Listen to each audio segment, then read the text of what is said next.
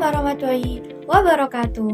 Halo teman-teman, perkenalkan, nama aku Irma Meli Agustin, bisa dipanggil Meli. Aku dari Prodi PAI, UIN Syekh Wasil Kediri. Oke, di sini aku mendapatkan tugas materi untuk membuat video pembelajaran. Oke, sebelum memulai pembelajaran, alangkah baiknya kita memulai pembelajaran dengan membaca doa. Bismillahirrahmanirrahim. Raditu billahi rabba wa bil islami dina wa bi Muhammadin nabiyyan wa rasula. Rabbi zidni ilma warzuqni fahma bi rahmatika ya arhamar rahimin. Amin. Oke, langsung saja untuk memulai pembelajaran kali ini kita akan membahas tentang mengenal sifat-sifat Allah. Ada yang tahu nggak sifat-sifat Allah itu ada berapa? Pasti udah pada tahu ya. Sifat-sifat Allah itu ada 3. Yang pertama yaitu sifat wajib bagi Allah. Yang kedua yaitu sifat mustahil bagi Allah. Yang ketiga yaitu sifat jaiz bagi Allah. Oke, di sini saya akan mengulas lebih jauh mengenai sifat mustahil bagi Allah. Oke, langsung saja di pengertian sifat mustahil bagi Allah. Ada yang tahu nggak sifat mustahil bagi Allah? Oke, udah pada tahu ya pastinya. Sifat mustahil bagi Allah adalah sifat atau kebalikan dari sifat wajib bagi Allah. Jadi sifat yang tidak mungkin ada pada Allah dan tidak layak untuk disandarkan pada zat sebagai sang pencipta alam semesta. Oke, langsung saja nanti kita akan mengulas tentang 20 sifat mustahil bagi Allah. Berikut adalah 20 sifat mustahil bagi Allah. Yang pertama ada sifat Adam, yaitu tiada.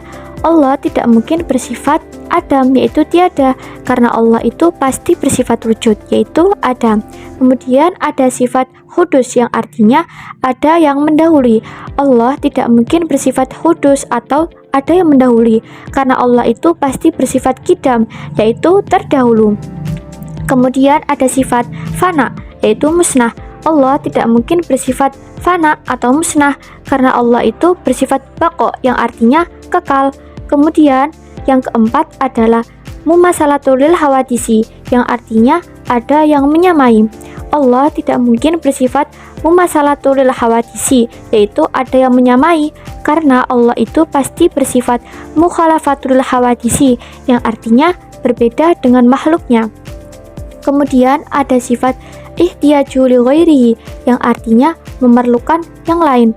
Allah tidak mungkin bersifat ihtiyaju li ghairihi atau memerlukan yang lain, karena Allah itu bersifat qiyamuhu binafsihi, yaitu berdiri sendiri.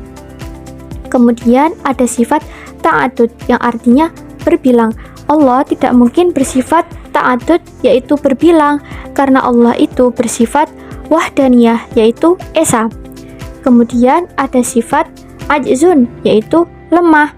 Allah tidak mungkin bersifat ajzun atau lemah, karena Allah itu bersifat qudrat, yang artinya kuasa. Kemudian ada sifat karomah, yang artinya terpaksa. Allah itu tidak mungkin bersifat karomah atau terpaksa, karena Allah itu bersifat iradat, yaitu berkehendak. Kemudian ada sifat jahlun, yaitu bodoh.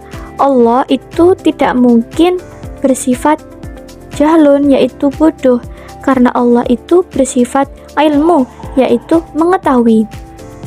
Kemudian ada sifat mautun, yaitu mati. Allah itu tidak mungkin bersifat mautun atau mati, karena Allah itu bersifat hayat, yaitu hidup. Kemudian yang ke-11 yaitu swamamun, yang artinya tuli. Allah tidak mungkin bersifat swamamun, yaitu tuli, karena Allah itu bersifat sama, yang artinya mendengar.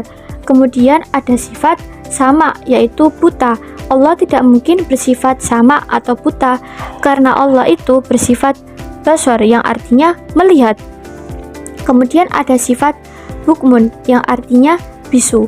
Allah tidak mungkin bersifat bukmun atau bisu karena Allah itu pasti bersifat kalam yang artinya berfirman. Kemudian ada sifat ajizan yaitu zat yang lemah.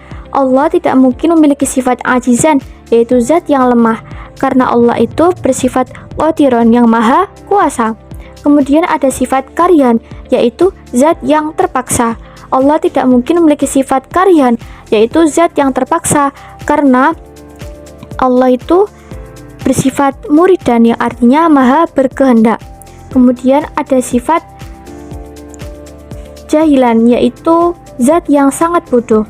Allah tidak mungkin memiliki sifat jahilan yaitu zat yang sangat bodoh karena Allah itu bersifat aliman yang maha mengetahui. Kemudian ada sifat mayitan yang artinya zat yang mati. Allah tidak mungkin memiliki sifat mayitan yaitu zat yang mati karena Allah itu bersifat hayyan yang maha hidup. Kemudian yang ke-18 yaitu asoma yaitu zat yang tuli.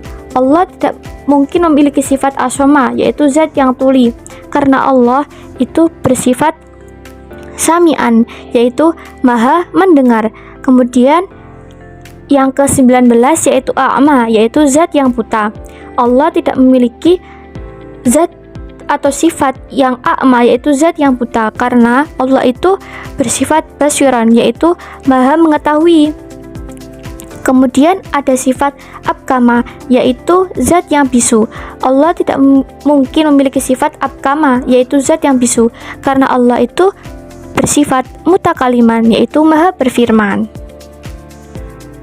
Baik, itu tadi adalah pemaparan materi tentang sifat mustahil bagi Allah. Jadi cukup sekian yang dapat saya sampaikan. Apabila ada kurang lebihnya saya mohon maaf. Wassalamualaikum warahmatullahi wabarakatuh. See you.